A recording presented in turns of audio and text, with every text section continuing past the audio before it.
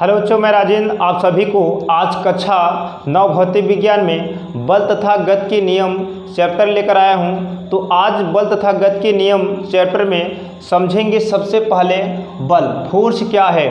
देखिए, बल वह धक्का अथवा खिंचाव है जो किसी वस्तु की विराम अथवा गति की अवस्था में परिवर्तन करता है अथवा परिवर्तन करने का प्रयास करता है। तो ध्यान देना, बल एक ऐसी भौतिक राशि है जो दिखाई नहीं देता, बल्कि बल का अनुभव किया जा सकता है। जब बल, जैसे कोई वस्तु विरामावस्था में है, तो अगर हम उस पर बल लगाएं तो बल लगाकर उस वस्तु को हम क्या कर सकते हैं, गति अवस्था में कर सकते हैं। यदि कोई वस्तु गति अवस्था में है तो उस पर बल लगाकर हम उस वस्तु को विरामावस्था में कर सकते हैं। तो देखिए, बल द्वारा हम किसी वस्तु की आकृति, आकार और दिशा भी क्या कर सकते हैं, बदल सकते हैं। यदि कोई गतिशील वस्तु है तो बल लगाकर उसकी दिशा को हम क्या कर सकते हैं, बदल सकते हैं। यदि कोई वस्तु है तो उसकी आकार को भी हम बदल सकते हैं। जैसे रबर की गेंद है तो रबर की गेंद को अगर हम दबाएंगे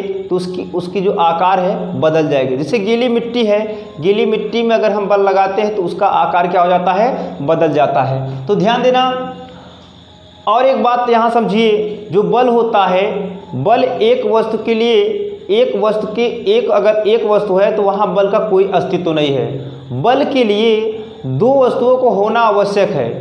एक वस्तु जो बल लगाता है, दूसरी वस्तु जिस पर बल लगाया जाता है, तब वहाँ बल का अस्तित्व होगा। दो वस्तुओं के बीच बल का अस्तित्व होता है, एक वस्तु के लिए बल का कोई अस्तित्व नहीं होता। इतना आपको ध्यान देना है। अब देखिए, वही चीज़ यहाँ लिखे हैं, एक वस्तु के लिए बल का कोई अस्तित्व नहीं होता। बल के लिए दो वस्तुओं का होना आवश्यक है। एक वस्तु जो बल लगाता है, दूसरी वस्तु जिस पर बल लगाया जाता है। अब इसके बाद हम बल का प्रभाव को पढ़ेंगे। बल का प्रभाव जो है आपका, देखिए, फर्स्ट प्रभाव है किसी वस्तु की गति को अथवा विराम अवस्था को बदला जा सकता है। यदि कोई वस्तु विराम अवस्था में है तो बल लगाकर उसे गति अवस्था में कर सकते हैं। यदि कोई वस्तु गति अवस्था में है तो बल लगाकर उसे विरामावस्था में किया जा सकता है। ये बल का प्रभाव है। गतिशील वस्तु की दिशा बदली जा सकती है। यदि कोई वस्तु गतिशील है तो उसकी दिशा आप बदल सकते हैं बल लगाकर। जैसे कोई बॉलर जो होता है, बॉलिंग करता है, तो बल्लेबाज क्या करता है कि उस गेंद को अपने मनचाहे दिशा में हिट कर सकता है। उसी तरीके से, ठीक ना। देखो, अब ये था बल का प्रभाव सेकेंड। अब देखिए थर्ड बल का प्रभाव जो है, वस्तु की आकृति व आकार को बदला जा सकता है। जैसे आपको बताया ना, रबर की गेंद को, है ना, आप क्या करेंगे, अगर उसे बल लगाएंगे, दाबेंगे, तो क्या होता है, उसके आकार में परिवर्तन हो जाता है। गेंद गोलाकार होता है, अगर बल लगाकर उसे दाब देंगे तो क्या होता है, थोड़ा चपटा हो जाता है, मतलब कि वो उसकी आकृति, जो आकार जो होता है, बदल जाता है। अब देखिए, इसके बाद हम देखेंगे, जैसे गीली मिट्टी है, गीली मिट्टी को अगर हम बल लगाते हैं तो उसका आकार क्या हो जाता है, बदल जाता है ना। तो अब हम इसके बाद देखेंगे संतुलित बल और असंतुलित बल क्या होता है, उसे हम समझ लेंगे। उससे पहले इसे वीडियो रोककर आप अच्छे से नोट कर लीजिए।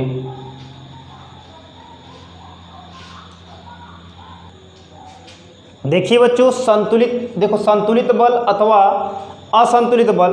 तो सबसे पहले हम समझेंगे इसमें संतुलित बल क्या होता है। देखिए, जब किसी वस्तु पर कई बल एक साथ कार्य कर रहे हो तो उनका परिणामी बल शून्य हो। जब किसी वस्तु पर कई बल क्या करें, एक साथ कार्य कर रहे हो तो उनका परिणामी बल शून्य हो, तो उन बलों को हम संतुलित बल कहते हैं। देखिए, संतुलित बल में क्या होता है, वस्तु का आकार जो होता है बदल सकता है।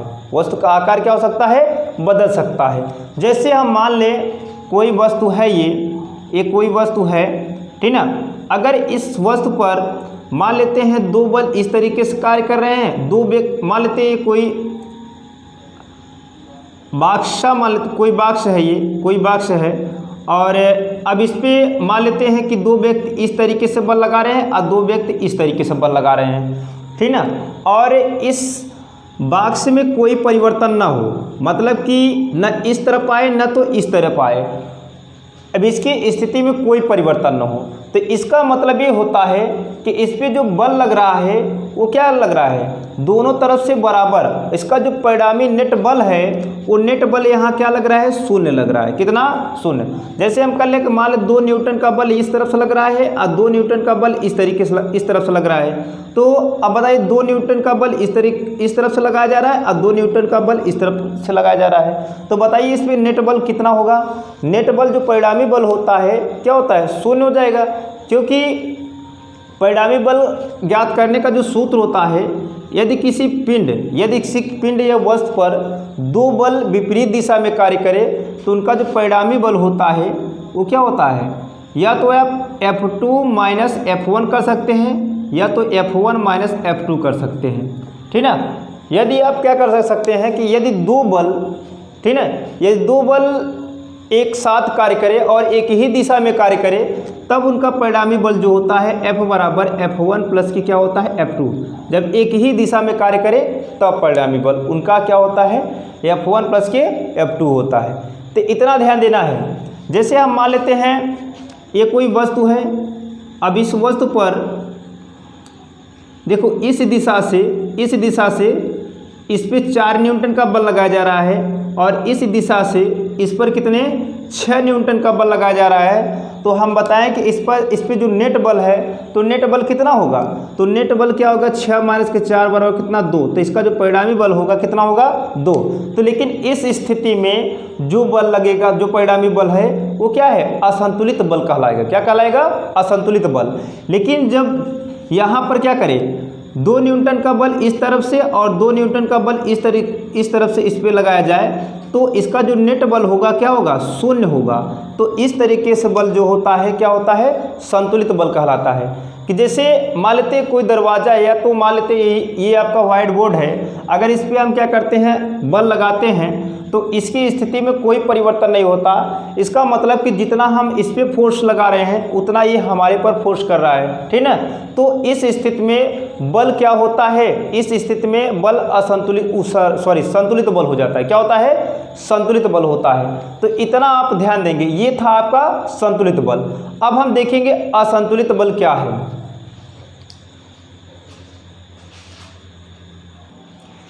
देखिए बच्चों, अब हम समझ लेते हैं असंतुलित बल क्या है। जब वस्तु पर लगे बलों का परिणामी बल शून्य न हो। जैसे बताएं ना कि अगर कोई वस्तु है, अगर इस वस्तु पर इस दिशा से 8 न्यूटन का बल लग रहा है और इस दिशा से हम मान लेते हैं 4 न्यूटन का बल लग रहा है, ठीक है ना। तो अगर देखा जाए इसका नेट परिणामी बल जो होगा F बराबर 8 माइनस कितना 4 बराबर कितना 4 न्यूटन। नेट परिणामी बल कितना हो जाएगा, 4 न्यूटन हो जाएगा। तो वही चीज़ यहाँ लिखा है कि जब वस्तु पर लगे बलों का परिणामी बल शून्य ना हो तो उन बलों को क्या कहते हैं, असंतुलित बल कहते हैं। उन बलों को क्या कहते हैं, असंतुलित बल कहते हैं। असंतुलित बल के अंतर्गत वस्तु की स्थिति, गति अथवा गति की दिशा में परिवर्तन हो जाता है।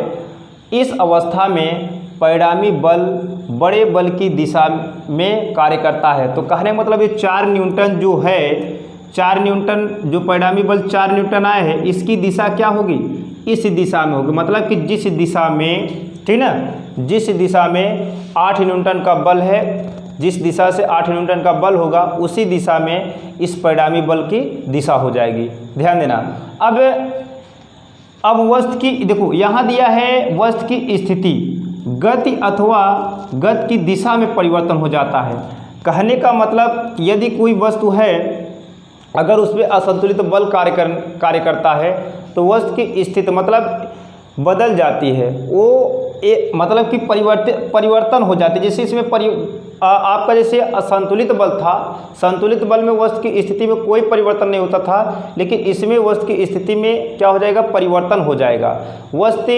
वस्तु क्या होगा, गति में हो सकता है, किसमें, गति में हो सकता है और उसकी दिशा भी बदल जा सकती है, ठीक ना। तो इस बल को हम क्या कहते हैं, असंतुलित बल कहते हैं। तो देखिए बच्चों, अब इस वीडियो को यहीं से समाप्त करते हैं। इससे पहले कि आप इस वीडियो को रोक करके अच्छे से नोट कर लीजिए।